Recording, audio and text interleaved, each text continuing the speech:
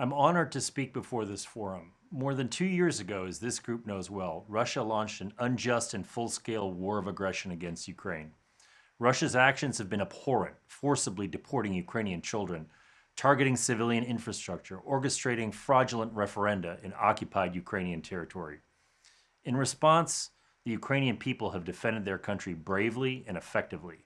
Ukraine won the Battle of Kyiv, took back more than half the territory Russia seized at the start of this war, and degraded Russia's naval fleet in the Black Sea. The United States is proud to call Ukraine a friend and partner, and we admire your resilience in the face of Russia's aggression. My message to this forum is clear. The United States stands with Ukraine until it wins. When Russia launched its war against Ukraine, the United States came to its support. We surged security assistance, humanitarian support, and economic assistance to Ukraine. We also rallied the international community to stand with Ukraine. Dozens of countries from around the world joined our coalition in support of Ukraine. And more than 2 years later, this coalition remains intact and is getting stronger. U.S. support for Ukraine is unwavering. In April of this year, the United States Congress approved an additional $61 billion in funding. Since then, we have flowed artillery ammunition, air defense interceptors, and other critical capabilities into Ukraine. In fact, since the president signed the supplemental, the United States has announced 6 packages of security assistance for Ukraine. Much of this equipment has arrived already, and more is on the way. We already have seen the impact. Ukrainian troops are holding the line in Kharkiv and so many other critical fronts. As we support Ukraine on the battlefield, we also support Ukraine's efforts to secure a just and a lasting peace to this conflict, in line with the principles of the UN Charter.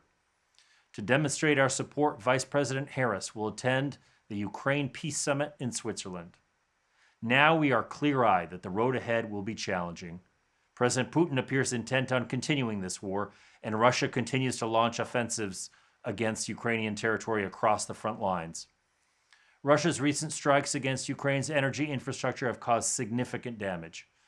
So the United States, in partnership with allies and partners, is working as expeditiously as possible to provide Ukraine with the equipment it needs to repair and harden its infrastructure. We will stay laser focused on this problem in the months ahead. But there are also reasons for optimism. Ukraine's military remains as determined and effective as ever. With the support of war risk insurance, Ukrainian grain is once again being exported through the Black Sea. And we're deepening the U.S.-Ukrainian partnership in new and lasting ways.